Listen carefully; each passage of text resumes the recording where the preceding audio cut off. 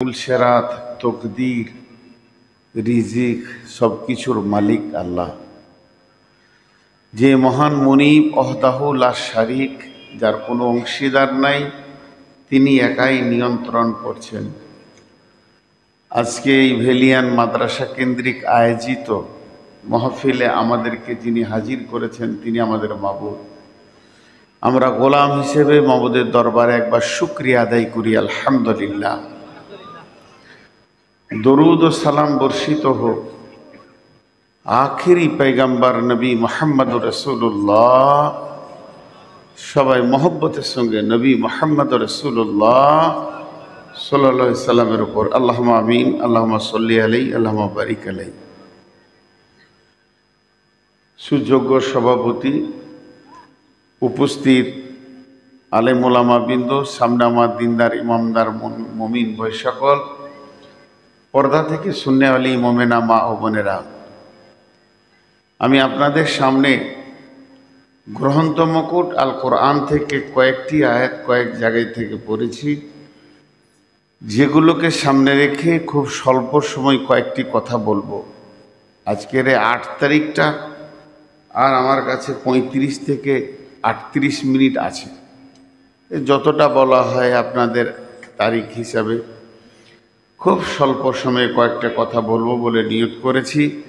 যদি আমার মাবুদ আমাকে তৌফিক দেন তো আমা তৌফিকি ইল্লা বিল্লাহি আলাইহি তাওয়াক্কালতু ওয়া ইলাইহি উনীব। ভেলিয়ানের আজকের এই সভাটা বলতে বাধ্য হচ্ছি, মানে মনের দিক থেকে খুশি লাগছে, খুব পরিবেশটা ভালো মনে আছে, হইচই নাই, লাফালাফি নাই, সবগুলো মানুষ ধীর মস্তিষ্কে বসে শুনছে, এরকম সব জায়গায় পায় না। হই হুল্লোড় হয়, মামুনেরাও শুনছেন। তবে আপনাদেরকে আমি একটুকু বিরক্ত করব, আপনারা সচেতন মানুষ, আমাকে ক্ষমার নজরে দেখবেন। সবাই কিন্তু একটু করে আগিয়ে যান, খালি এইটা বলবো, জায়গাটা খালি একবার চেঞ্জ হোক, সবাই একটু আগিয়ে যান, সবাই আল্লাহর হস্তে।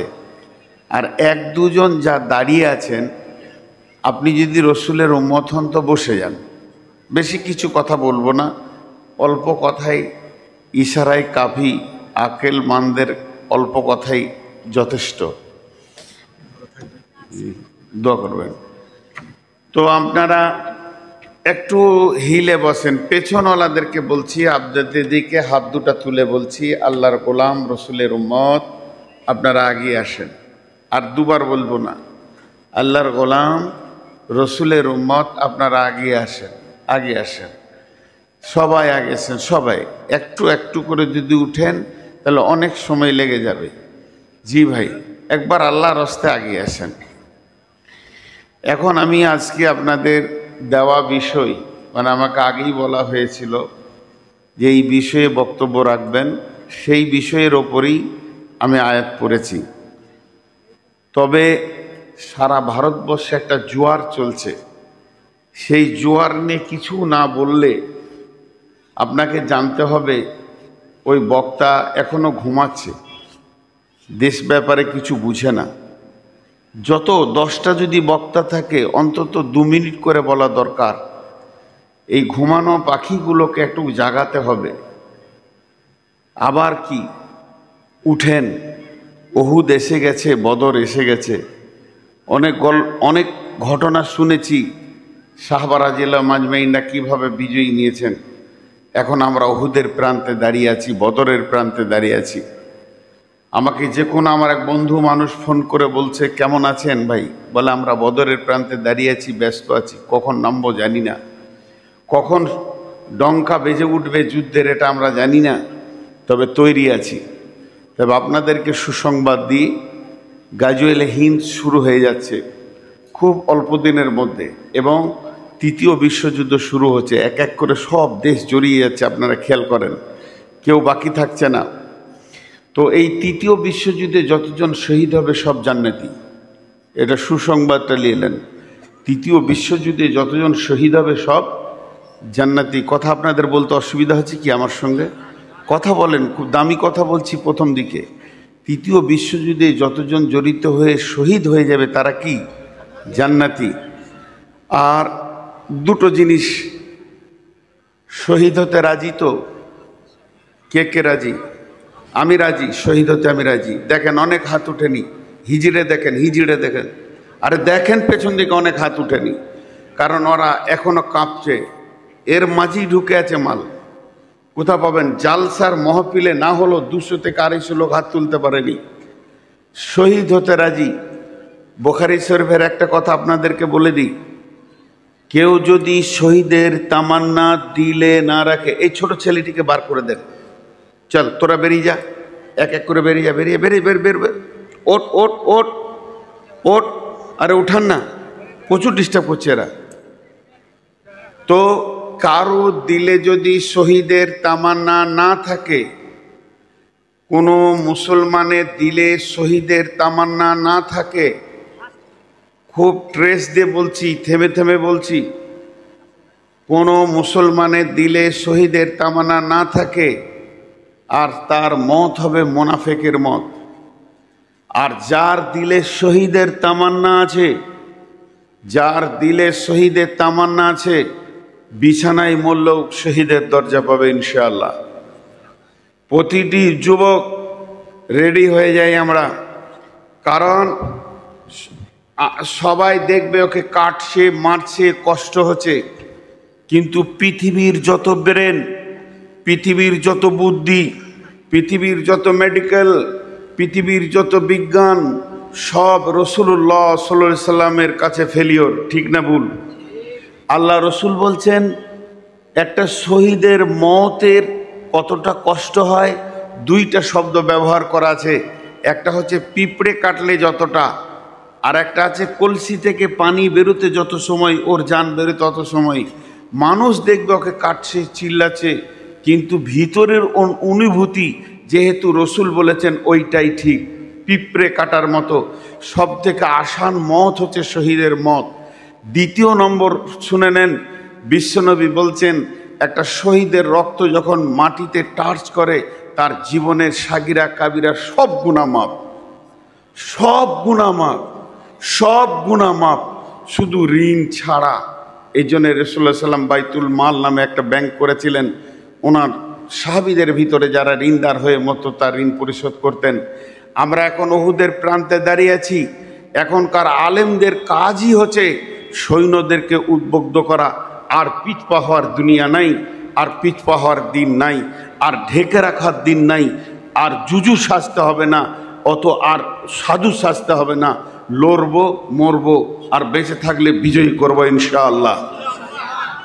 একটা কথা বলি, 313 জনে 1000কে ময়দান ছাড়িয়েছে। একটা অঙ্ক দিলাম, 30,000-এ 1.5 লক্ষকে ময়দান ছাড়িয়েছে। আমাদেরই বংশ, আমাদেরই রক্ত, আমাদেরই ইমানওয়ালা ভাই। 5,000-এ 5 লক্ষকে ময়দান ছাড়িয়ে রোম সম্রাটকে দখল করেছে।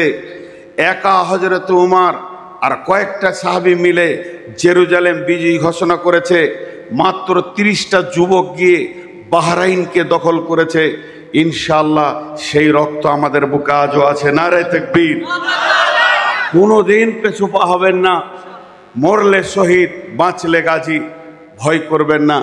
কিন্তু একটা দুটা কথা বলবো, যদি আমি না হক বলি আপনাদের পায়ের জুতোটা আমার মুখ বরাবর মারবেন, একদম আমি ওটাকে ফুল বলে চুমা দিয়ে দেবো। না হক যদি বলে থাকি, আজকে যে বিষয়ে বক্তব্য রাখবো ওটার 2 মিনিট টাইম লিছি। প্রতিটি জালসায়, এখন আমার 13টা জালসা আছে, আমাদেরকে তৈরি হতে হবে এবং প্রতিটি খুতবা এখন সচেতনতার খুতবা হতে হবে। সেটা কি জানেন? লিক টিউব কোনোদিন মাল বহন করতে পারে না। আমার কথা বুঝে এসছে আপনাদের সামনে? যদি বুঝে থাকে তাহলে আপনারা সকলে একবার সাড়া দেবেন। ডাম্পারে 63 টন পাথর যাচ্ছে, কিন্তু একটা ভোল্টপিন না থাকার কারণে হাওয়া 4টা চাকাতেই নাই, এক চাকা যাবে না। মানে যে টিউবে লিক আছে তার দ্বারা মাল বহন করা সম্ভব। তাহলে আমাদের লিকগুলো আগে মারতে হবে, আমাদের লিকগুলো আগে মারতে হবে। না হলে আমাদের দ্বারা ইসলামকে পৌঁছানো সম্ভব হবে না। আমাদের লিক মারা নাই বলি ওরা সুযোগ পেয়েছে। সেটা কি? দুঃখের সঙ্গে বলছি, মসজিদ ওরা কেড়ে নিল, মসজিদ ওরা কেড়ে নিল। আমার সঙ্গে শব্দ দিয়ে উত্তর দেন, মসজিদ ওরা। এটা ঠিক না আগে আমরা মসজিদ ছেড়েছি? এটা ঠিক। এই লিকটা কে মারবে? আগে আমরা মসজিদ ছেড়েছি, তারপরে ওরা নিয়েছে, দেখছে যে এদের কাজে লাগবে না। 3 তলা মসজিদ, নিচে 62টা কাতার, ফজরের সময় 3 জনা। ইমাম সাহেব সালাম ফিরে দেখছে খলিল চাচা, জলিল চাচা আর হবিব চাচা 3টে পেছনে আছে। এর জন্যে কাউকে দোষ দেবে না, আমাদের লিক হয়ে গেছে টিম। আমরা আল্লাহকে সঙ্গে নিতে পারিনি। জিহাদের ময়দানে নামতে গেলে সাথে আল্লাহকে রাখতে হবে, চেহারাতে রসুলকে রাখতে হবে, মদদ আসবে, যে মদদ সাহাবীরা দেখেছেন। এই জন্যে সূরা নূরের একটা আয়াত আপনাদের সামনে বলে আজকে আমি মেন বক্তব্যে চলে যাব। ওয়াদাল্লাহুল্লাযীনা মিনকুম ওয়াদাল্লাহুল্লাযীনা আমানু মিনকুম ওয়া আমিলুস সলিহাতি লা ইস্তাখলিফান্নাহুম ফিল আরদি কামাস্তাখলাফাল্লাযীনা মিন কাবলিকুম। আল্লাহ বলছেন, স্বয়ং আরশওয়ালা বলছেন, আল্লাহ বলছেন তোদের সঙ্গে আমি ওয়াদা করছি। আল্লাহ ওয়াদা করছেন, যার কোনো সন্দেহ নাই। তোরা সকলে ঈমান আন, 100% মসজিদে ঢুকে যা।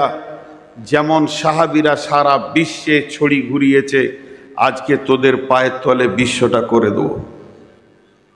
এটা নগদ লাভ। কোনো মন্ত্রীকে ডেপুটেশন দিতে হবে না, শুধু একজনকে রাজি করেন, একজন, 1000 জনকে লয়, গোটা পৃথিবীকে আল্লাহ পায়ের তলায় করে দেবে। শাসন করবে এই মুসলমান, শাসিত হবে অন্য জাতি। রাজনৈতিক জ্ঞান মুসলিম ছাড়া পৃথিবীর অন্য কোনো জাতির মাথায় আছে?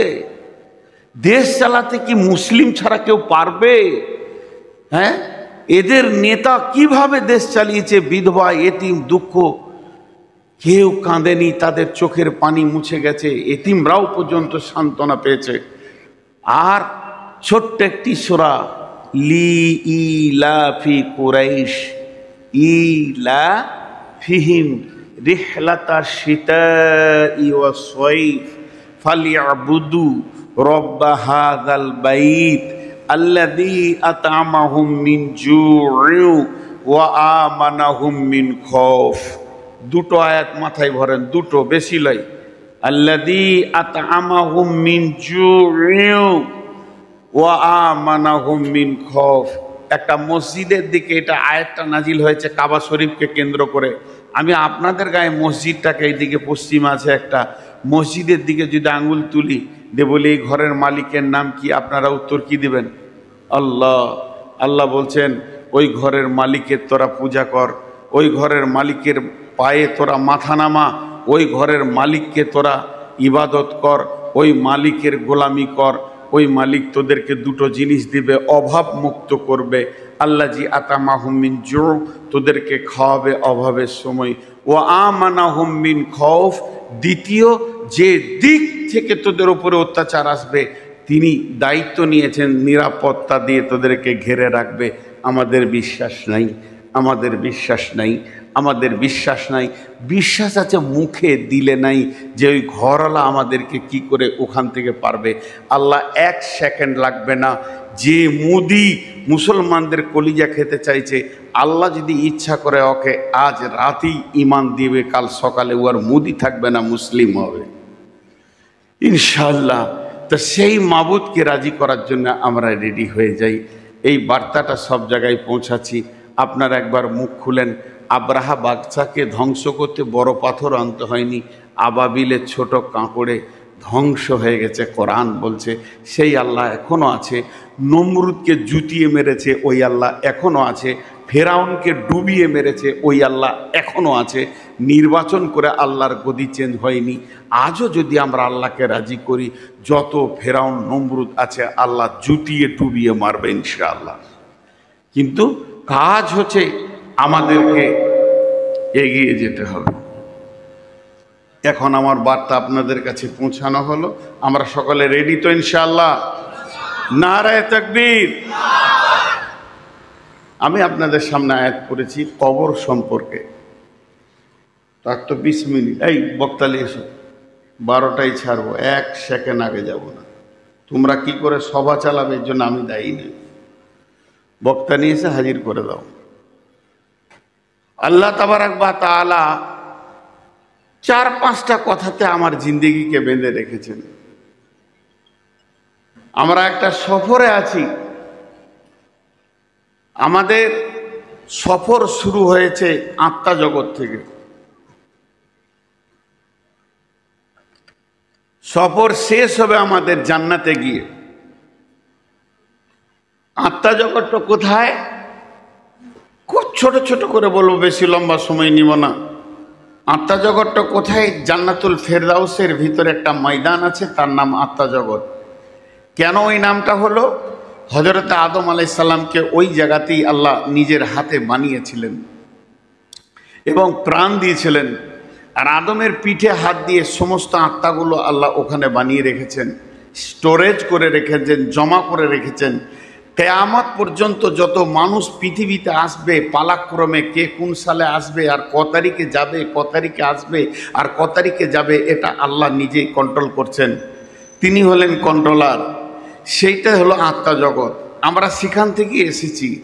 এই ওখান থেকে কিন্তু এই দেহ আসেনি। দেহ মা বাপের ক্রসে শুক্রাণু ডিম্বাণু দিয়ে এই দেহটা তৈরি হয়েছে, পুতুলটা তৈরি হয়েছে। 120 দিন লেগেছে মায়ের পেটে দেহটা পূর্ণাঙ্গ হতে। তারপরে ওই আত্মাটা এসে ওখানে আল্লাহ দিয়েছেন ফেরেশতা মাধ্যম, দেহটা সঞ্চার হয়েছে, দিয়ে এই পৃথিবীতে আমরা এসেছি। আল্লাহ বলছেন বিসমিল্লাহির রহমানির রহিম মিন আইয়ি শাইইন খলাকাহু মিন নুতফাতিন খলাকাহু ফাকাদ্দারা সুম্মা আস-সাবিলা ইয়াসসারা সুম্মা আমাতাহু ফাআকবারা মিন আইয়ি শাইইন খলাকাহু মিন নুতফাতিন খলাকাহু ফাকাদ্দারা সুম্মা আস-সাবিলা ইয়াসসারা সুম্মা আমাতাহু ফাআকবারা। আল্লাহ বললেন মিন আইয়ি শাইইন খালাকাহু, কোন জিনিস থেকে তোমাদেরকে বানানো হয়েছে? তোমরা জানো কি তোমাদেরকে কি জিনিস থেকে আমি আল্লাহ বানিয়েছি? সেই জিনিসটার ব্যাপারে তোমাদের জানা আছে কি? মিন নুতফাতিন খলাকাহু ফাকাদ্দারা, আমি তোমাদেরকে বানিয়েছি দ্রুত গতি বীর্য থেকে। মেয়েদের বীর্যতে ডিম্বাণু, পুরুষের বীর্যে শুক্রাণু। এই দুটি বীর্যকে আল্লাহ তাবারাক ওয়া তাআলা বলছেন ওয়াস-সামাই ওয়াত-তারিক ওমা আদরাকা মাত-তারিক আন-নাজমুস-সাকিব ইন কুল্লু নাফসিন লাম্মা আলাইহা হাফিজ ফালইয়ানজুরিল ইনসানু মিম্মা খুলিকা মিম্মা ইনদাফিক ইয়াখরুজু মিন বাইনিস সুলবি ওয়াত-তারাইব ইয়াখরুজু মিন বাইনিস সুলবি ওয়াত-তারাইব। আল্লাহ তার ফ্যাক্টরি সম্পর্কে বলছে, পুরুষের মেরুদণ্ড হাড় থেকে, মেয়েদের বুকের ভিতর থেকে, দুই জায়গা থেকে সম্পদ নিয়ে আমি আল্লাহ তোমাদেরকে বানিয়েছি। মানুষ নামে প্রাণীটা আমি বানিয়েছি। একই হাঁড়ির খাবার, একই মাছ, একই মাংস, একই গাছের ফল, একই ফলের ফুল, ফল, ফ্রুট। নারী নামে মেশিনে যখন ঢুকে যায় তাতেও ব্লাড তৈরি হয়, সেখানেও বীর্য তৈরি হয়, কিন্তু আল্লাহর কারিশমা, সেখান থেকে শুক্রাণু হয় না, ডিম্বাণু হয়। একই হাঁড়ির খাবার, একই বাগানের ফল ফ্রুট, একই মাঠের শাক সবজি, পুরুষ নামে মেশিনে যখন ঢুকে যায় সেখান থেকে রক্ত হয়, বীর্য হয়, কিন্তু ডিম্বাণু হয় না, শুক্রাণু হয়। আল্লাহ তাবারাক ওয়া তাআলা বলছেন এই দুই জায়গা থেকে নির্যাসটা আমি আমার কুদরতে বের করি। মিন নুতফাতিন খলাকাহু ফাকাদ্দারা, তারপরে সুম্মাস সাবিলা ইয়াসসারা। তুমি যে পৃথিবীতে এসেছো তোমার রাস্তাটা কিসের রাস্তা? সেটা হাই রোড ছিল না, সেটা রেল লাইন ছিল না, সেটা বড় গেট সোনার বানানো ছিল না, চাঁদির বানানো ছিল না। আমি আল্লাহ তোমাকে দুইবার পেচ্ছাবের রাস্তা দিয়ে বের করেছি। তোমার মূল্যটা তুমি দেখে নাও, তোমার মূল্যটা তুমি জেনে নাও। সুম্মাস সাবিলা ইয়াসসারা, এত সংকীর্ণ রাস্তা দিয়ে তোমাকে পৃথিবীতে এনেছি, এই রাস্তাটাকে প্রশস্ত আমি করেছি তোমার জন্যে, এটা তোমার মায়ের জন্যে সুন্দর প্রশস্ত করেছি। পৃথিবীতে আনলাম, তোমাকে আমি বানালাম, মানুষ বানালাম, সব ভুলে গিয়ে তুমি বেলাইন হয়েছো কি লাইনে আছো আমার জানার দরকার নাই। তবে তোমার শেষ অঙ্কটা শুনে লাও, শেষ অঙ্কটা শুনে লাও। সুম্মা আমাতাহু ফাআকবারা, সুম্মা আমাতাহু ফাআকবারা। একদিন আমি তোমাদেরকে মারবো, কবরে শুইয়ে দেব। আমি ছোটোখাটো হিরো নই, আমি ছোটোখাটো মাস্তান নই। আমি বানাতে পেরেছি, আমি বানিয়েছি, আমি ফ্যাক্টরি বানিয়েছি, আমি তোমাদের বানিয়েছি, কোটি কোটি বানিয়েছি, বানিয়েছি তো বানিয়েছি। আমি মারতেও পারবো, মারার পরে কবরে তোমাকে আমি শায়িত করে দিব। যেদিন কবরে শোয়াবো সেদিন তোমার চোখ খুলবে, আমার নাম আল্লাহ। ওয়াইদাল কুবুর বুসিরাত, এমন একটা দিন আসবে কবরে কেউ থাকবে না, কবর থেকে সব উত্থান করা হবে, তুলে দেওয়া হবে। কবরে শুধু জমা করছি মাত্র, এক এক করে জমা করতে করতে কয়েক বিলিয়ন লোক জমা করে ফেলেছি। আল্লাহ জন্মের ব্যাপারে বলছেন, ইয়া আইয়ুহান নাসুত্তাকু রাব্বাকুমুল্লাযী খালাকাকুম মিন নাফসিন ওয়াহিদাতিন ওয়া খালাকা মিনহা যাওজাহা ওয়া বাসসা মিনহুমা রিজালান কাসীরা ওয়া নিসা ওয়াত্তাকুল্লাহাল্লাযী তাসালুনা বিহি ওয়াল আরহাম ইন্নাল্লাহা কানা আলাইকুম রাকিবা। হে বিশ্ব মানব সকল, ওই আল্লাহকে ভয় করো। সে আল্লাহ কত ক্ষমতাবান, একটা মানুষকে হাত দিয়ে তৈরি করেছে, তৈরি করার পর তার পাশলি হাড্ডি এবং আত্মা সম্পৃক্তে তার বিবিকে বানিয়েছে। তাহলে একটা নারী হলো, পুরুষ হলো, এই দুটি মেশিন দিয়ে সারা পৃথিবীতে ওয়া বাসসা মিনহুমা গোটা বিশ্বটাকে ভরে দিয়েছে মানুষ আর মানুষে। অনেক নারী এবং অনেক পুরুষে ভরে গেছে। আল্লাহ তাবারাক ওয়া তাআলা বলছেন, তুমি ওই আল্লাহকে ভয় করো যে এতগুলো মানুষের পপুলেশন দিয়ে দিয়েছে। জানো ককটি কবরে চলে গেল, এখন জমা হচ্ছে এখানে, হতে হতে হতে হতে হতে হতে জমা যেদিন শেষ হবে, শেষ লোকটা যেদিন মারা যাবে, সুম্মা নুফিকা ফিস-সূরি ফাসাইকা মান ফিস সামাওয়াতি ওয়াল আরদি, একদিন পৃথিবীকে আমি ধ্বংস করে দিব, একসাথে সব মরবে। এখন এক দুই করে মরছে, সব মরে যাবে। আর ইল্লা মান শা আল্লাহু সুম্মা নুফিকা ফিহি উখরা, এবং দ্বিতীয় সুর যখন ফুঁকব, কবর থেকে সবগুলোকে তুলে হাসরের ময়দানে জমা করব। কবর একটা জায়গা, কতদিন এখানে থাকতে হবে? কি হয়েছে এটা? অনুরোধ, আপনার সময় 12:30 হয়ে গেছে। আপনার অনুদান কি না মানি? না, কারো অনুরোধ মানব না। 8 তারিখে ডেট দিয়েছে, ও কোন শেয়ার এসেছিল ওটা আমি দেখবো না। 8:30, 8 তারিখে ডেট নিয়েছে না জি?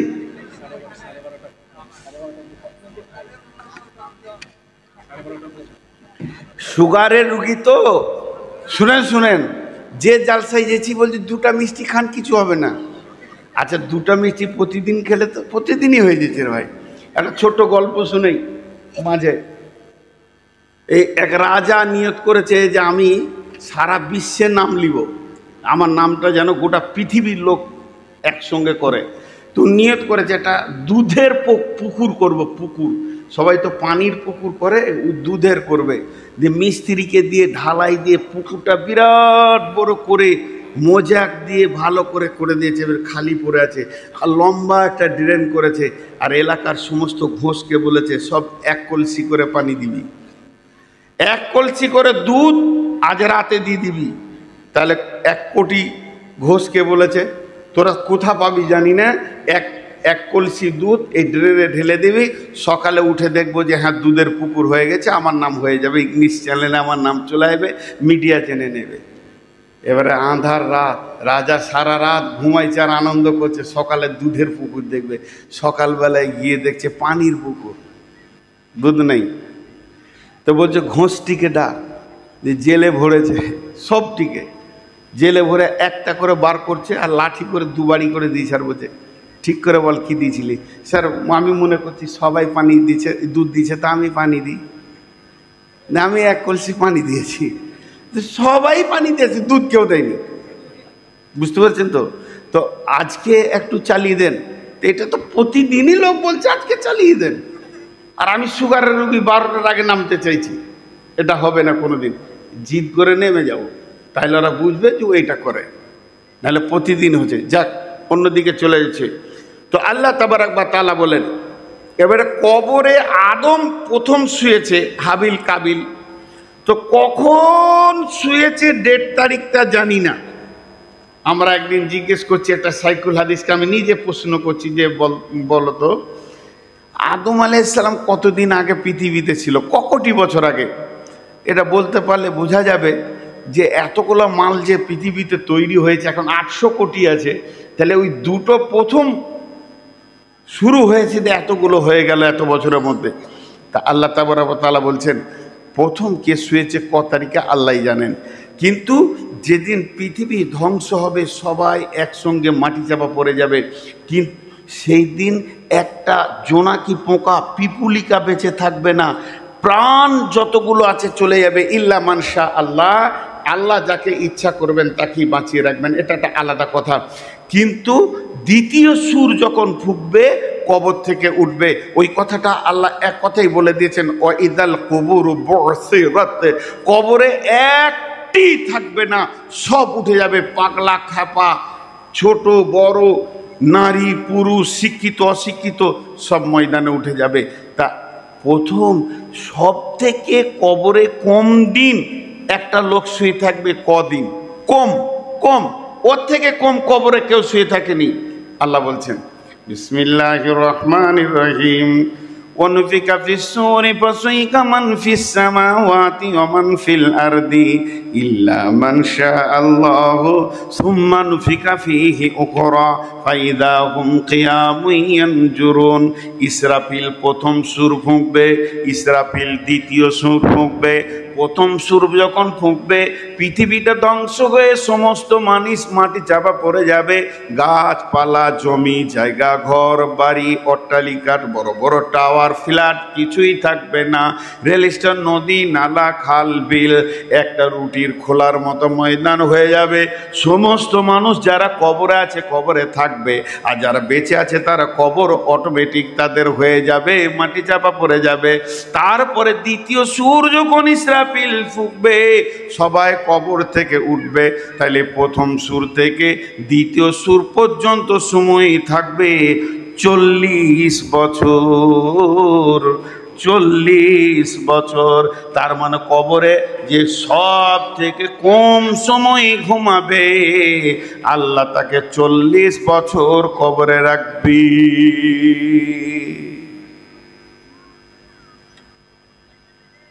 ভাগ ভাগ ভাগ।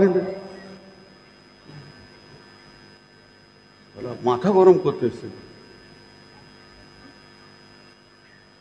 তো 40 বছর কবরে থাকবে। হাজি কবরে যাব না, খালি একজন বলেন। মাঝে একটা কথা বলি, কবরের আরেকটা নাম আছে আলামে বারজাখ। ওই সময়কালটাকে বারজাখ বলা হয়েছে, মৃত্যুর পরের জীবন আর হাসরে মাঠে উঠার জীবন। বারজাখ শব্দটা কেন বললে, সবাই কবর পাবে না। আমরা যতজন আছি কজনের কপালে কবর আছে না নাই? কাউকে হয়তো পানি জাহাজে ডুবে মরে গেছে, কারো লাশ গুম হয়ে গেছে, কাউকে পুড়িয়ে দিয়েছে গাড়ি সহ আগুন লাগিয়ে, কাউকে হাঙ্গড়ে গিলেছে, কাউকে গুম করে দেওয়া হয়েছে, কারো লাশকে বস্তায় ভরে পচিয়ে দেওয়া হয়েছে, আর হিন্দু ভাইদের চিতাতে পোড়ানো হচ্ছে, বর্গীদের সুধা করে পুঁতে দেয়, খ্রিস্টানদের পূর্ব পশ্চিম সমাধি করে, আর একটা জাতি আছে বসিয়ে রেখে তাকে পুঁতে দেয়। বিভিন্ন রকম করা হচ্ছে পৃথিবীতে। শুধু মুসলিমরাই কবর দেয় তাই না, ইহুদিরা দেয়, তাদের মতো তারা দেয়। তাই যে তার জন্য আল্লাহ নবী বলছেন এই সময়টাকে বারজাক কাল বলে। আল্লাহ রসুল বলছেন বিসমিল্লাহির রহমানির রহিম, ইদা ওয়াদিয়াল মাইয়াতু ফিল কবরি আতাহু মালাকানে ফায়াকুলানে মান রাব্বুকা মা দীনুকা ওয়া মান নাবিয়ুকা। ইদা ওয়াদিয়াল মাইয়াতু ফিল কবরে, যখন মাইয়াতকে কবরে রেখে দেয়া হয়, আতাহু মালাকানে, তখন দুইটা ফেরেশতা আছে, তারা দুইজনা একই সঙ্গে বলে, একা একা বলে, একজন শুনে তা নয়, দুইজন দৌত কণ্ঠে বলে, ফায়াকুলানে মান রব্বুকা, তোমার রব কি, মা দীনুকা, তোমার দিন কি, মান নবিয়ুকা, তোমার নবীকে।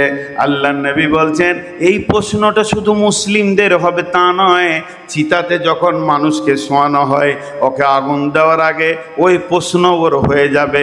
বর্গীদের পোঁতা হয়, খ্রিস্টানদের সমাধি হয়, যত রকম হবে না হোক না কেন, মরার পরে বিদায়ের সময় তার সেই প্রশ্নটা হয়ে যাবে।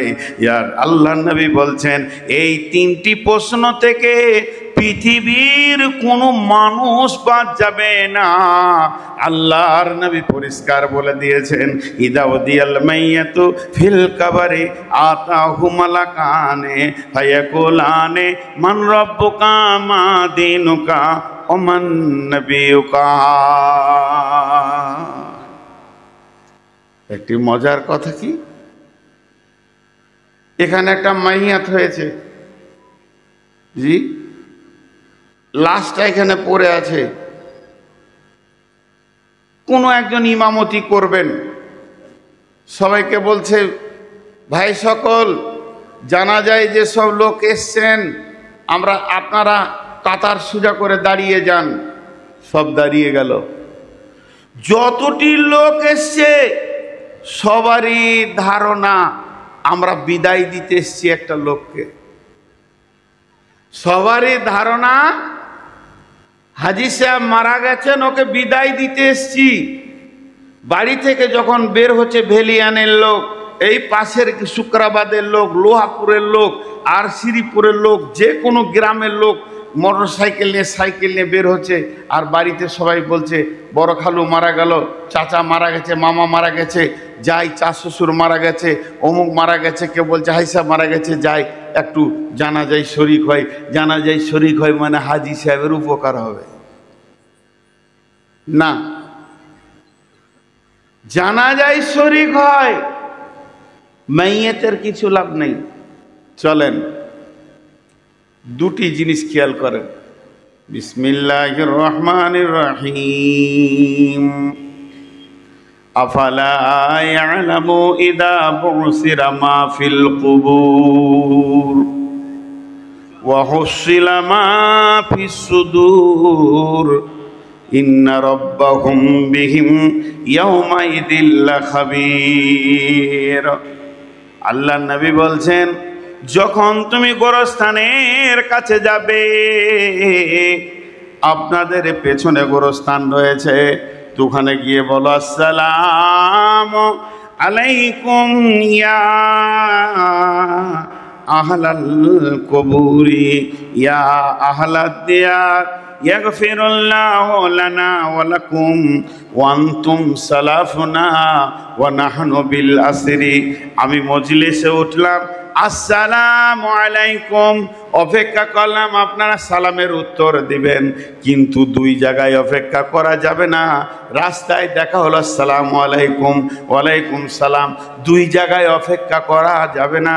একটা হলো যখন মসজিদে ঢুকবেন, ওয়াসসালাতু ওয়াসসালামু আলাইকা ইয়া রাসূলুল্লাহ, আল্লাহুম্মা ইফতাহলি আবওয়াবা রাহমাতিকা, ডান পাট আগে দিয়ে আসসালামু আলাইকুম বলে ঢুকে গিয়ে মসজিদের প্রথম ইবাদত হচ্ছে 2 রাকাত সালাত, 2 রাকাত তাহিয়াতুল মসজিদ পড়ে নাও।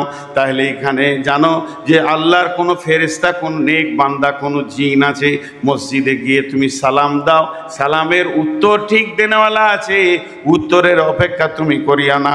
আর যখন তুমি কবরস্থানে যাবে, গোরস্থানে তুমি সালাম দাও, সালাম দাও মানে ওখানে সালামটা হয়ে যাবে দিয়া, হে কবরবাসী, ও যত মৃত্যু ব্যথিত কবরবাসী শুয়ে রয়েছে, তোমাদের আপনারা মৃত্যু যন্ত্রণা সহ্য করে নিয়েছে, এখন নীরব নগরে শুয়ে আছো, আমি একজন জীবিত তোমাদেরকে দোয়া দিচ্ছি, তোমাদের ওপরে আল্লাহর শান্তি বর্ষিত হোক। আল্লাহ তোমাদেরকেও মাফ করুন, আমাদেরকেও মাফ করুন। তোমরা আগে এসেছো, তোমাদের সময় কাল আগে ছিল, তোমরা আগে পৌঁছে গেছো, আমরাও পেছনে পেছনে তোমাদের এই জায়গাতেই আসবো। একটা আপনাদের বীরভূম জেলাতে একটা গোরস্থানে লেখা আছে, এই রকম মেন রাস্তা, আমি জায়গাটার নাম বলবো না, এই রকম ন্যাশনাল রোডের ধারে বিরাট বড় গোরস্থান, লেখা আছে 3 লাইন কথা। প্রথম লাইনে লেখা আছে, হে পথিক, চলার পথে আমাদের জন্য দোয়া করে যাও। হে পথিক, চলার পথে আমাদের জন্য দোয়া করে যাও। দ্বিতীয় লাইনে লেখা আছে, হে পথিক, তোমরা আজকে যেখানে, আমরা কালকে ছিলাম সেখানে, তোমরা আজকে যেখানে, আমরা কালকে ছিলাম সেখানে। হে পথিক, আজকে আমরা যেখানে, তোমরা আগামীকাল হয়ে যাবে সেখানে। অতএব দোয়া করে যাও। অতএব বন্ধুরে আমার, আল্লাহ তাবারাক ওয়া তাআলা রাসূল বলছেন, ইয়াগফিরুল্লাহু লানা ওয়া লাকুম ওয়া আনতুম সালাফুনা ওয়া নাহনু বিল আসরি। তোমরা আগে আগে এসেছো, আমরা পেছনে পেছনে যাব। এবার একটা এখানে লাস্ট পড়ে আছে, আমি ইমামতি শুরু করেছি, দোয়া করতে শুরু করলাম, আল্লাহুম্মা গফির লিহাইয়িনা ওয়া মাইতিনা ওয়া শাহিদিনা ওয়া গায়বিনা ওয়া সাগীরিনা ওয়া কাবীরিনা ওয়া যাকারিনা ওয়া উনসানা, আল্লাহুম্মা মান আহইয়াতাহু মিন্না ফাহি আলাল ইসলাম ওয়া মান তাওফায়তাহু মিন্না ফাতাওফাহু আলাল ঈমান। 10টা কথা বললাম, আল্লাহুম্মা গফির লিহাইয়িনা, প্রথম দোয়া করলাম যত জীবিত আছে আল্লাহ তাদেরকে তুমি মাফ করো। আগে জীবিত এসেছি মাইয়াতকে দাফন করতে, দোয়া দিছি জীবিতদেরকে। দ্বিতীয়বারে বললাম, ও মাইতিনা, মৃত্যু ব্যক্তিকে তুমি মাফ করো। ওয়া শাহিদিনা ওয়া গায়বিনা, যে হাজির আছে তাকে মাফ করো, যে গায়েব আছে আসতে পারেনি তাকে মাফ করো। ওয়া যাকা সাগীরিনা ওয়া কাবীরিনা, ছোটদের মাফ করো, বড়দের মাফ করো। ওয়া যাকারিনা ওয়া উনসানা, পুরুষকে মাফ করো, নারীকে মাফ করো। তাহলে কাদের জন্য দোয়াটা হচ্ছে দেখেন, মৃত্যু ব্যক্তিকে শুধু একবার বলা হয়েছে, পাকা সুদারু মরেছে, পাকা সুদারু মরেছে। আর পৃথিবীর লোক এসে জানাজা পড়বেও জান্নাত চলে যাবে, কোনো দিন হবে না। যেমন আমল করবে তেমন যাবে, মানুষ মরে গেলে আমলের লাইন কেটে যায়। অতএব বন্ধুরে, কবর এমন একটি জায়গা, কবরে যাওয়ার আগে কবরের পূর্ব পরিস্থিতি তৈরি করে নিতে হবে। আল্লাহ নবী বলছেন, সেই মাইয়াতকে যখন প্রশ্ন করা হবে, মাইয়াত যদি ঠিক ঠিক ঠিক উত্তর দিতে পারে, মাইয়াত যদি ঠিক ঠিক উত্তর দিয়ে দেয়, তার জন্য জাহান্নামের দরজাটা খুলে দেওয়া হবে। জাহান্নামের আগুন যেন ছিঁড়াছিঁড়ি করছে, গর্জন মারছে। ফেরেশতা বলবে, হে আল্লাহর বান্দা, একবার তুমি জাহান্নামটা দেখে নাও, এই জায়গাটা কত খারাপ। আল্লাহ তোমাকে রহম করেছে, আল্লাহ তোমাকে দয়া করেছে। এই রকম নোংরা জায়গা থেকে আল্লাহ চিরদিনের জন্য তোমাকে বাঁচিয়ে দিয়েছে। যাও, তুমি চিরসুখে থাকবে। আর যদি উত্তর না দিতে পারে, জান্নাতটা এক ঝলক দেখে দিয়ে বলা হয়, হতভাগা বদনসিব রে, এত সুন্দর জায়গা থেকে বঞ্চিত হয়ে গেলি বদ আচরণের কারণে। কবর একটা জায়গা, কবর একটা জগৎ। আমার জান আয়েশা বলছেন, আমি বাড়িতে আছি, একটা ইহুদিদের মেয়ে আসলো আমার কাছে ভিক্ষা চাইতে, ইহুদিদের মেয়ে। তো আমাকে বললো, আম্মাজান আয়েশা, বাড়িতে কিছু আছে, আমাকে দেন। তো আমি গোটা ঘরে দেখলাম কিছু নাই, ইয়া রাসূলুল্লাহ। দুটো খেজুর ছিল, ওর হাতে দিলাম। তো খেজুর দুটো যখন ও হাতে পেল, তো আমাকে দোয়া দিল, আল্লাহ যেন তোমাকে কবরে আজাব থেকে মুক্তি দান করেন, কবরে আজাব থেকে মুক্তি দান করেন। আম্মাজান আয়েশা বলছে, আমি অবাক হয়ে গেলাম, কবরে আজাব হবে নাকি, কবরে আজাব হবে নাকি? এতক্ষণ মধ্যে কিছুক্ষণের পরই রাসূলুল্লাহ সাল্লাল্লাহু আলাইহি ওয়াসাল্লাম বাড়িতে ফিরলেন। আমি এই ঘটনাটা বললাম, ইয়া রাসূলুল্লাহ, একটা ইহুদিদের মেয়ে এসেছিল, আমি তাকে দান করেছি, খেজুরের দিয়েছি, সে আমাকে দোয়া দিয়েছে, আল্লাহ তোমাকে কবরের আজাব থেকে মুক্তি দান করুন।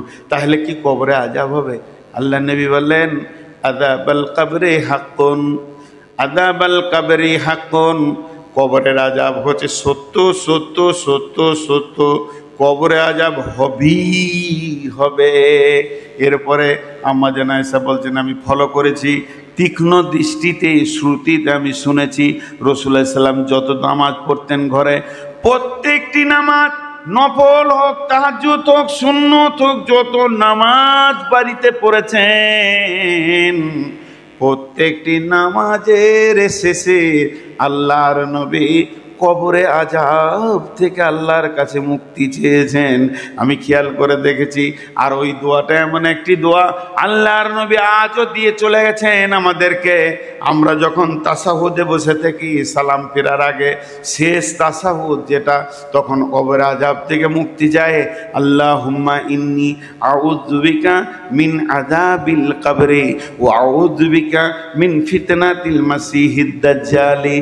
আল্লাহুম্মা ইন্নী আউযু বিকা মিনাল মাহিয়াই ওয়াল মামাতি, আল্লাহুম্মা ইন্নী আউযু বিকা মিনাল মাসামি ওয়াল মাগরাম। তো প্রথমেই বলা হয়, আল্লাহুম্মা ইন্নী আউযু বিকা মিন আযাবিল কবরি, হে আল্লাহ, তুমি আমাদেরকে কবরে আযাব থেকে মুক্তি দাও। একটা প্রশ্ন আমি নিজেই করব, নিজেই উত্তর দিব। আহলে কোরআন বলে একটা গোষ্ঠী বেরিয়েছে, সারা বিশ্বে এরা বিভ্রান্তি সৃষ্টি করেছে। এরা বলছে হিসাব তো হবে কিয়ামতের দিন, তো কবরে আযাব হবে কেন? কি যুক্তি দিয়েছে দেখেন, হিসাব তো হবে কিয়ামতের দিন, তো হিসাবের আগে আযাব হবে কেন? হিসাব হয়ে আমি মুজরিম, এটা সাব্যস্ত হবে, প্রমাণ হবে আমি মুজরিম, আমি দোষী, আমি গুনাহগার, তারপরে আযাব চালু হবে, আর কবরে আযাব শুরু হবে, আর কিয়ামতের দিন হিসাব হবে। এটা কেমন কথা ভাইয়া? কবরের আযাব আযাব, কিয়ামতের আযাব আযাব, বেশ শাক আযাব। আযাব মানি আযাব, আযাবের অবিধানিক অর্থ আযাব, কষ্ট। কিন্তু কবরে আযাব সত্য, তাহলে আগে হবে কেন? একটা উদাহরণ দিব। আমার বাড়ি আপনার ভেলিয়ানে, আমি এখানে থাকি, এটা আমার বাড়ি। আমার বাড়ি থেকে দূরে একটা মুদিখানা দোকান আছে। আমি দেশ বিদেশে ঘুরি, ঘরে কম থাকি, ওই দোকানে আমি 12 মাস মাল খাই। সেখানে আমার একটা খাতা আছে, মাল আনি দেয়, সে দেয়, আমার কাছে টাকা চাই না, মাসের শেষে পেমেন্ট করে দিই, আবার কখনো 2 মাসে করি, এটা চলে। একটা কথা বলেন, আমি দোকানদারকে বলছি, ভাই মনে হয় 3 মাস আপনাকে টাকা দিইনি, কতদূর কি হলো? আমার তো আইডিয়া হচ্ছে যা খেয়েছি তাতে 40-এর ঘর ঢুকে গেল নাকি। তা দোকানদার হাসতে হাসতে বলছে, মৌলানা আপনি খান না, অসুবিধা কি আছে, খান। তা আমিও একটু ব্যস্ত, তো হিসাবটা এই এপ্রিল মাসের শেষে বসবো, কিংবা মে মাসের 10 তারিখে বসবো। হিসাবের একটা ডেট হয়ে গেল, হিসাবের দিন হয়ে গেল। তারপরও আমি মালদা যাচ্ছি জালসা করতে, পকেট থেকে একটা 20,000 টাকার বান্ডিল ওর টেবিলে নামিয়ে দিলাম, এটা জমা করে নেন। আচ্ছা, ওইটা যদি জমা করে লাই, ওর কি অসুবিধা আছে কিছু? জি ভাই, অসুবিধা আছে। আমি আইডিয়া করছি 50-60 হাজার হয়ে যাবে, তো 20-30 হাজার টাকা দিয়ে গেলাম। হিসাব হচ্ছে 10 তারিখে। 10 তারিখে বসে দেখছি টোটাল আমার মাল নেওয়া হয়েছে 60,000 টাকা। 60,000 টাকা। তাহলে কি ওই 20,000টা মাইনাস হবে না? 20-30 হাজারটা মাইনাস হবে না? হবে। তো কবরের আযাব সত্য। কিয়ামতের মাঠে যেদিন হিসাব হবে, সেই দিন এই আযাবটা ওই আযাবের মাইনাস হবে। আল্লাহর নবী বলছেন, মুমিন কালেমাওয়ালা যারা শাহাদু আল্লা ইলাহা ইল্লাল্লাহু ওয়া শাহাদু আন্না মুহাম্মাদান আবদুহু ওয়া রাসূলুহু পড়েছে, শিরক মুক্ত জীবন যে ব্যক্তিটা করে, ওই পৃথিবীতে যত কষ্ট পায়, রাস্তায় চলতে চলতে যদি পায়ে একটা ছোট্ট কাঁটা ভোঁকে যায়, একটা কাঁকড়ে যদি আঘাত পায়, তার জন্য তার গুনাহ মাফ হয়ে যায়। তাহলে আল্লাহ মুমিনকে কি সুন্দর করে বানিয়েছেন। মুমিনের জীবনে সামান্যতম কষ্ট হবে আর তার আযাব মাফ হয়ে যাবে, তার গুনাহ মাফ হয়ে যাবে। তাহলে জেনে নেন, পৃথিবীতে যদি এটা হয়, চলার পথ তো আমার হিসাবে দিন কিয়ামতের দিন আছে। এই চলার পথে পড়ছে কবর। আল্লাহ যাদের প্রতি দয়া করে, 2-4টা 10-20 গুনাহ, সামান্য গুনাহ যার আছে, কবরে আযাবেই সেটা মিটে যাবে। এমনও লোক আছে কবরেই তার আযাব শেষ হয়ে যাবে, কিয়ামতের মাঠে সে মুমিনের দলে উঠবে। যদি কবরে আযাব শেষ না হয়ে যায়, তার গুনাহ যদি শেষ না হয়, কিয়ামতের মাঠে 50,000 বছর দাঁড়িয়ে থাকবে। কোনো চিঠি এটা পরে বললেই তো হয়। মা কথার মোশনে দিচ্ছেন, তার মানে ওই কথাটা স্টপ করে আপনাকে এটা বলতে হবে এখন। দান দেন আপনারা মাসের জন্য, দেন। কে কত দিবেন আল্লাহর রাস্তায়? 2-5 হাজার, যার কাছে যা আছে দেন। দানের জন্য বলছে, মানে স্টপ বায়ন আর কি, দান আদায় করে। কোথায় এসেছি রে বাপ? দান আদায় হবে ইনশাআল্লাহ। তো সঙ্গে সঙ্গে পৃথিবী থেকে চলা থেকে কিয়ামত পর্যন্ত যত কষ্ট পাবে মুমিনের গুনাহ মাফ হবে। এর জন্য কবরে আযাব বড় সত্য, কবরে আযাব বড় সত্য, কবরে আযাব বড় সত্য। মাটির কবর গৃহে শোয়াই দিলাম যারে, নবী রাসূল সাহাবা ইমাম আল্লাহর ওলি যত আছেন শুইয়া কবর গৃহে, লক্ষ কোটি শত ডাকলে শত কেউ কখনো আসবে না হায় মাটির বিছানা ছেড়ে, মাটির ওই কবর গৃহে শোয়াই দিলাম যারে। যতগুলো লোক আছেন আমার কথা বুঝে জবাব দেবেন। যে মাদ্রাসাকে কেন্দ্র করে এই জালসা, সেই মাদ্রাসাকে কিছু দিবেন তো? বলেন ইনশাআল্লাহ। আরে জোরে বলেন ইনশাআল্লাহ। কারণ মাদ্রাসার কমিটি সবসময় ভয় খেছে দিবে কি দিবে না। হ্যাঁ, এটা কথা ঠিক। সারা বছর মাদ্রাসা চলে, এই জালসা কালেকশন, ধান ওষুধ দিয়ে আল্লাহ তাবারক ওয়া তাআলা আমাদেরকে চালানো করায়। মুসলমানদের এই অদ্দা আছে বলি চলে। তা অতএব মাদ্রাসাকে দিবেন। আমি 2 মিনিট আর কথা বলে নিই। তাহলে এর নাম হলো কবর। কবর হচ্ছে একটা জান্নাতের টুকরো, কবর হচ্ছে জাহান্নামের সুলঙ্গ। অতএব কবর না দেখে কেউ জান্নাত যেতে পারবে না। এমন সিস্টেমেট আল্লাহ বানিয়ে দিয়েছেন আমাদেরকে, প্রত্যেককেই কবরকে গ্রহণ করতেই হবে, আলামে বারজাক মরতেই হবে, তারপরে জান্নাত জাহান্নাম আছে, মত থেকে কেউ বাদ যাবে না। কিন্তু কবরে প্রশ্ন তো 3টি। হযরত ওসমান গনি কবর দেখলে ঝরঝর করে কাঁদতেন। সাহাবীরা প্রশ্ন করলেন, আমিরুল মুমিনিন, খলিফাতুল মুসলিমিন, আপনি জাহান্নামের কথাতে যত না বেশি কাঁদেন, কবরের কথাতে কেন বেশি কাঁদেন? হযরত ওসমান গনি উত্তর দিয়েছিলেন, ভাই এই সকল শোনো, আল্লাহর নবী বলছেন যে কবরে ধরা পড়ে যাবে সে সব জায়গায় ধরা পড়বে, আর যে কবরে ছাড়া পেয়ে যাবে সব জায়গায় ছাড়া পেয়ে যাবে। কবর এমন একটা চেকের জায়গা, ইমিগ্রেশনের জায়গা, এখানে ধরা পড়তেই হবে। জি, একটা ছেলের মানে ওই কবর একটা জায়গা, এখানে চেক আপ। আজ ভারতের লোক বাংলাদেশ যাবে, বাংলাদেশের লোক ভারত আসবে, ভারতের লোক আর কোনো দেশ যাবে, সেই দেশের লোক ভারত আসবে, মধ্যখানে বর্ডারে এমন চেক আপ হবে, শুল্ক চেক আপ, শুল্ক কাস্টম আছে, শুল্ক সেখানে চেক আপ, সূক্ষ্ম থেকে সূক্ষ্ম চেক আপ হবে, যে এই লোকটা 1 নম্বর না 2 নম্বর, স্মাগলার না কালাবাজারি, সব চেক আপ করে পার করা করেই হবে। তা আল্লাহ তাবারাক ওয়া তাআলা ওই রকম কবরে ফেরেশতা দিয়ে চেক করে নেবে, 3টে প্রশ্নতে চেক হয়ে যাবে। জি, এখানে পার হওয়া খুব মুশকিল, একটা ছুঁচ নিয়ে পেরিয়ে যাওয়া খুব মুশকিল। একটা ছেলের কম্বল হারিয়ে গেছে, বুঝলেন, কম্বল। তো গোরস্থানে বসে আছো, সারাদিন ওই গোরস্থানের পাঁচিরটাতে বসে আছে। তো ওকে একজন সকালে হাট যেছে, নোলহাটিতে দেখছে যে বসে রয়েছে রফিকুল বসে গোরস্থানে, আবার বিকালে আসছে দেখছে হ্যাঁ ওইখানেই বসে আছে।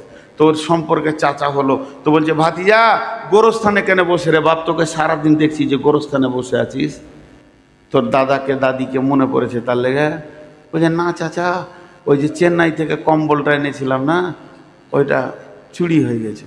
আমার তো ঘর ভালো নয়, ভাঙাচোড়া ঘর, আমি কাজে গেছি খাটতে কোথা, আর কে চুরি করে নিয়েছে। তো তোর কম্বল চুরি করেছে তোর ঘর থেকে চোরে, আর তুই গোরস্থানে এসে বসে আছিস, তা মনে হচ্ছে মরা লোকে চুরি করেছে নাকি? ওরা দিবে? এই বল ভাই কে নিয়েছিস, দিয়ে দে। যেখানে 5টা লোক আছে জাল সাথে বল একবার মাইকে, আমার কম্বলটা লাল কম্বলটা দিয়ে চোখে দিয়ে দাও। তো কবরস্থানে বসেছি, খ্যাপা নাকি তুই? ও তখন ওর চাচাকে বলছে খ্যাপা আমি লয়, খ্যাপা তুমি। কেন? বলে তারতেও হাঁপ দৌড়তেও হাঁপ। হাঁপ মানে কি? দৌড়লে হাঁপ লেগে যায়, হিস ফিস করে, ওটাকে হাঁপ। এক কথাই বলছে তারতেও হাঁপ দৌড়তেও হাঁপ। আমি আপনার কাছে আম চুরি করেছি একটা, আর আপনি আমাকে লাঠি নিয়ে তেড়েছেন 3 কিলোমিটার। লাভ কি হলো আপনার? আমি যতটা দৌড়েছি আপনি ততটা দৌড়েছেন, চোরও যতটা দৌড়েছে বাড়ির মালিক অতটাই দৌড়েছে। তার থেকে আমি আম পেয়েছি 50 হাত দূরে ছিলাম, এইটাই পার্থক্য। তা লাভ কি হলো? যে মালিক হয়েও তাকে ধরতে হলো, তা লাভ কি হলো? ও তো বলছে চাচা আপনি খ্যাপা আছেন, আমি খ্যাপা লই, তার তো হাঁপ দৌড়তেও হাঁপ। আমি কম্বলওয়ালার পিছনে কেন দৌড়বো? আমি চেক আপের জায়গায় বসে আছি, যেখানে যাক কম্বল ফেলে যেতে হবে। এখানে আমি দরখাস্ত দিতে এসছি মেন গেটে, এদিকে ঢুকতেই হবে, আমার কম্বলকে ফেলে দিয়ে তারপরে যেতে হবে। কারো বাবার ক্ষমতা নাই একটা ছুঁচকে নেই কবরে পার হয়ে চলে যায়। 4টিখানি কথা নয়, জমি জায়গা সব দাবিয়ে নিচ্ছি, সব ওখানে শুল্ক বেরিয়ে যাবে। কিন্তু শুনেলেন হযরত ওসমান বলছেন কবরে যে বেঁচে যাবে সব জায়গায় বেঁচে যাবে।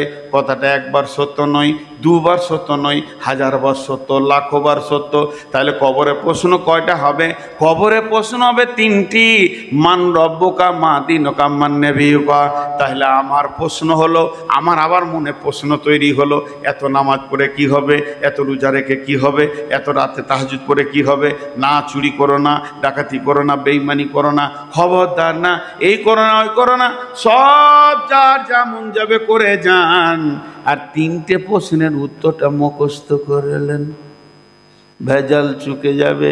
ফেরেশতা বলবে মান রব্বুকা, আমি বললো রব্বি আল্লাহ। মা দীনুকা, দীনুল ইসলাম।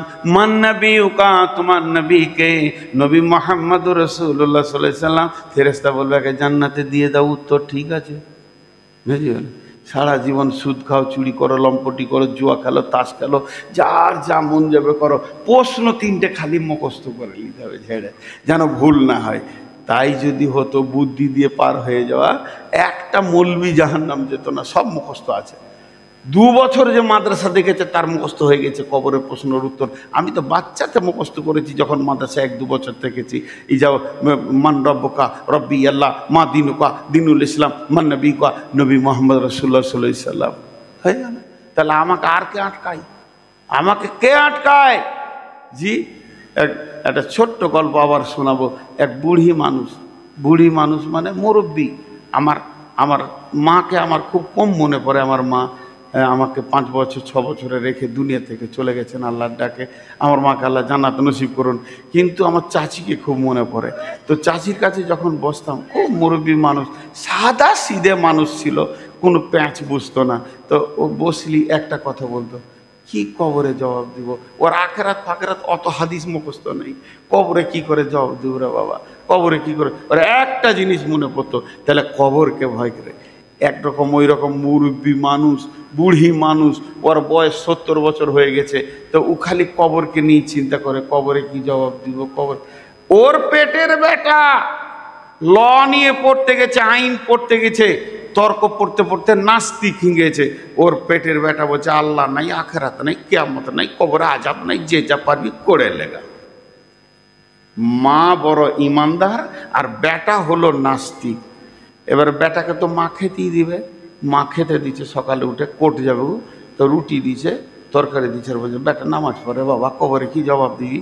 তো রুটি খেতে খেতে বলছে তুই বুঝিস না গে, বলা খাম খায়া তো তুই বুঝিস, বড় আমবকেই না। ই জানে আর মাথায় কিছুই নেই। মা তো ঘুরিয়ে ঘিরিয়ে একটাই কথা বলছে, কবরে কি জবাব দিবি। 3 দিন কোর্ট বন্ধ আছে, সকালবেলায় উঠে খাতা কলম নিয়ে মসজিদে হাজির। ইমাম সাহেব দেখছে গাঁয়ের পাকা খচ্চরটা আসছে, আর গোটা দুনিয়া ওকে চিনে যে ইসলাম মানে না, কিছুই মানে না। তাও ইমাম সাহেবকে বলছে, এই ইমাম সাহেব শুনেন, কথাবার্তা দেখেন ওর, আপনারা সব মানুষকে বিভ্রান্ত করে রেখে দিয়েছেন, কি সব কবর ফবর বলছেন, কবর কি প্রশ্ন হবে বলেন তো। বলে ইজাউ জিয়াল মাইয়াতু ফিল কবরে আতাহু মালাকানে ফায়াকুলানে মান রব্বুকা মা দীনুকা মান নবিয়ুকা। বলে দাঁড়ান আমি লিখে দিই, মান রব্বুকা মা দীনুকা মান নবিয়ুকা। উত্তর কি হবে? রব্বি আল্লাহ দীনুল ইসলাম, নবী মুহাম্মদ সাল্লাল্লাহু আলাইহি সাল্লাম। ও আপনার রাতে মুখস্থ করে নিয়েছে, এমন মুখস্থ করেছে বেরেন ভালো শয়তানের। হ্যাঁ, নাস্তিক কেমনি হয়েছে, বুদ্ধি ভালো, দিয়ে মুখস্থ করে নিয়েছে। সকালে ঘুম থেকে উঠে বিরাজ করছে, মা জিজ্ঞেস করছে বেটা ফজর পড়লি, কবরে কি জবাব দিই। বলছে শুনেলে, খালি শুনেলে, তোর মুখস্থ আছে কি ঠিক করে বল। মা তো ভেবা খেয়ে যায়, কি বলে কবরে জগৎ তোর হবে, মান রব্বুকা রব্বি আল্লাহ মা দীনুকা দীনুল ইসলাম মান নবিয়ুকা নবী মুহাম্মদ রাসূলুল্লাহ সাল্লাল্লাহু আলাইহি সাল্লাম। দেখ আমি মুখস্থ করে নিচ্ছি, তার মানে আমি পেরিয়ে যাবো, আমার পরীক্ষায় পাস। এবার তুই কি করবি দেখ গা, তোর তো মুখস্থ হবে না বুড়ি মাথায়। মা বলছে বেটা রে, তোর পেটে আমি হয়নি, আমার পেটে তুই হয়েছিস। তোর পেটে আমি হয়নি, আমার পেটে তুই হয়েছিস। তাহলে তোকে একটা গল্প শোনায়। 2 বন্ধু ছিল ওই গ্রামে, একটা গ্রামে 2 বন্ধু ছিল। এক বন্ধু একটা ময়না পাখি নিয়েছে, এ বাড়িতে খাঁচাতে রেখে দিয়েছে, আর গোটা গায়ে বলে বেড়াচ্ছে আমার ময়না কথা বলে, আমার ময়না কথা বলে। ওর বন্ধু বলছে তর্ক 1000 টাকা তোকে দিব, তোর ময়না কথা বলে না। বলছে তাহলে চল একটা সাক্ষী নিলে চায়ের দোকানে, চ তোর ময়নাকে দেখতে যাব।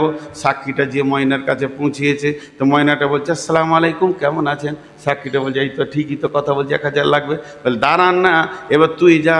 এবার বাড়ি ময়নার মালিক গেছে, আসসালামু আলাইকুম, কেমন আছেন। তো বেশ কথা বলছে। এই 2 জনাকে যখন বলেছে, এবার ওর পালা পড়েছে। ও বাড়িতে গিয়ে একটা বড় হাঁদা বিড়ালকে ধরেছে, ওকে ভালো করে ঘাটটাকে চেপে রাগিয়ে রেখেছে, ব্যাগের ভেতরে নিয়ে গেছে। এবার ময়নাটা কাছে গেছে, ময়না মাথা নামিয়েছে সালাম দিব বলে, আর হাঁদা বিড়ালটাও সামনে তুলে ধরেছে। বিড়ালটা যখন ম্যাও করেছে, তখন পাখিটা ছিটপিট করে খাঁচার ভিতরে চি করে শব্দ উঠেছে। সালাম ভুলে গেছে, কেমন আছেন ভুলে গেছে।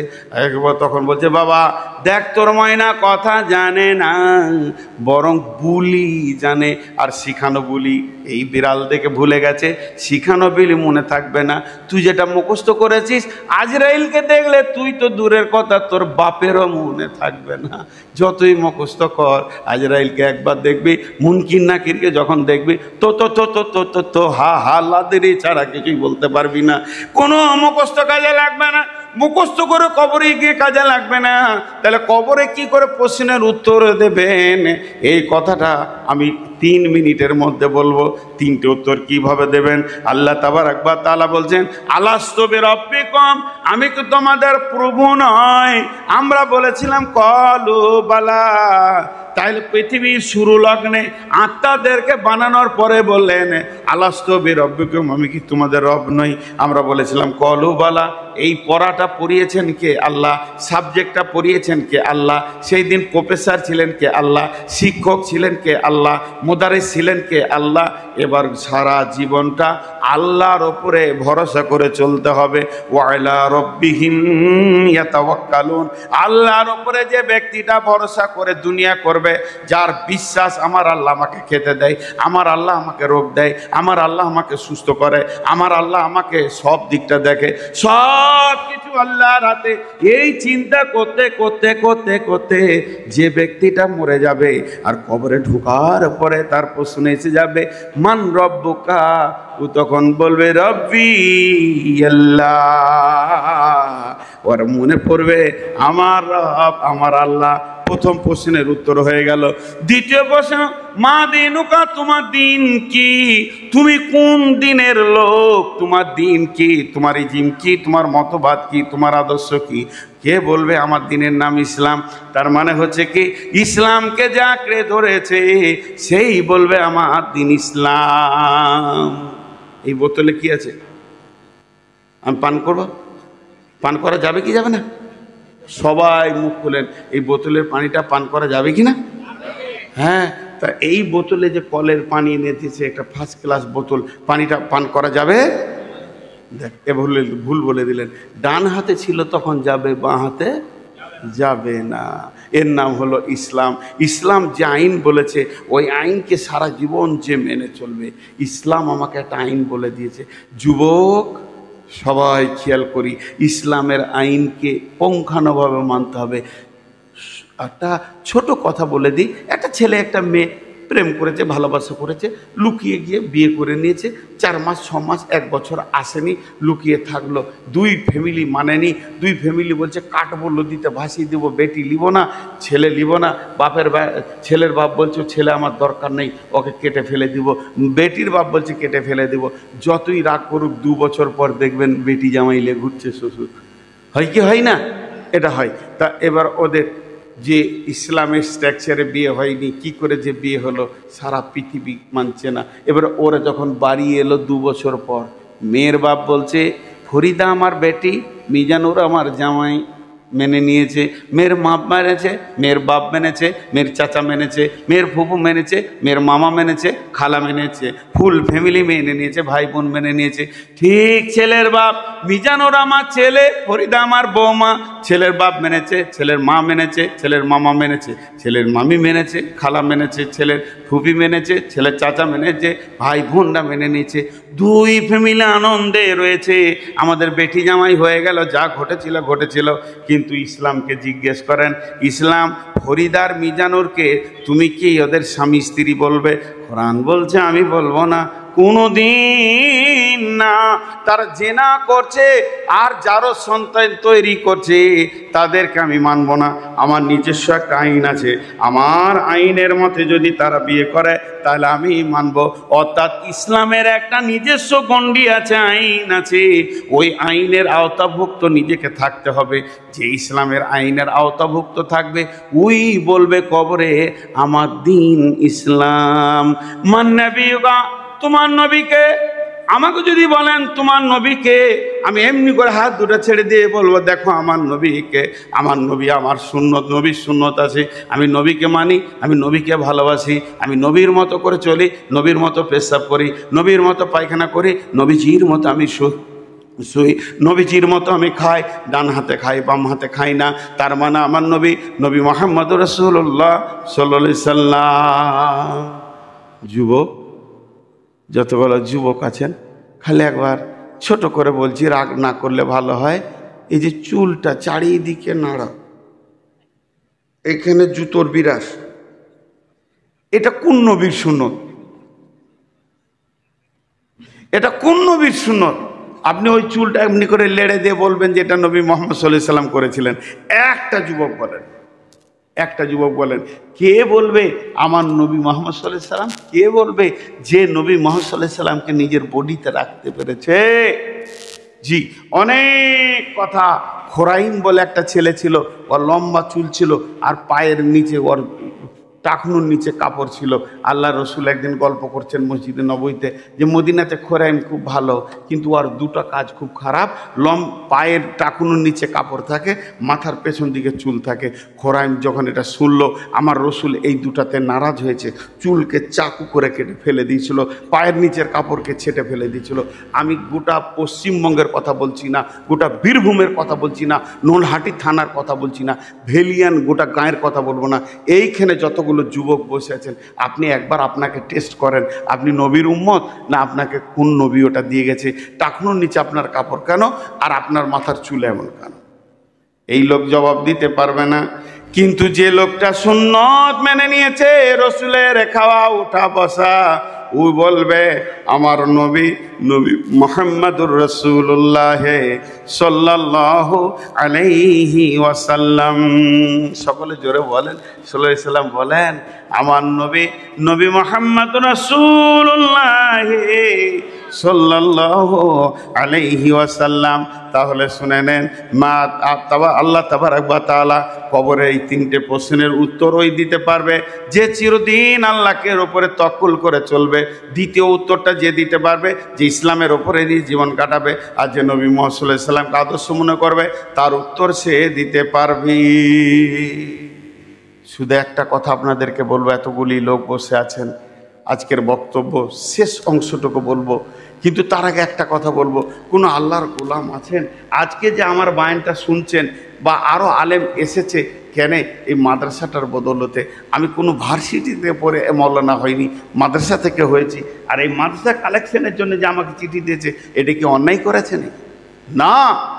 আজ মাদ্রাসা আছে বলি আলেম ওলামা পৃথিবীতে দেখতে পেয়েছেন। আজ মাদ্রাসা আছে বলি এত আলেম ওলামা আছে। আর মাদ্রাসাকে ওরা আগেই ধরেছে কেন? যাতে করে আলেম ওলামা না থাকে। তাই আপনাদের কাছে আমার আবেদন, কোন আল্লাহর গোলাম আছেন? আমি 5-7 মিনিট আছি, আমি ছেড়ে চলে যাব। কোনো আল্লাহর গোলাম আছেন কি 5,000 2,000 দেনেওয়ালা? আচ্ছা, আপনাদের যারা চাদর নিয়েছে একবার ঢুকিয়ে দাম যতক্ষণ আছে, আমার তরফ থেকে একবার চাদর যাচ্ছে ভাই, হাত দুটো ধরে বলছি, আল্লাহর গোলাম রসুলের উম্মত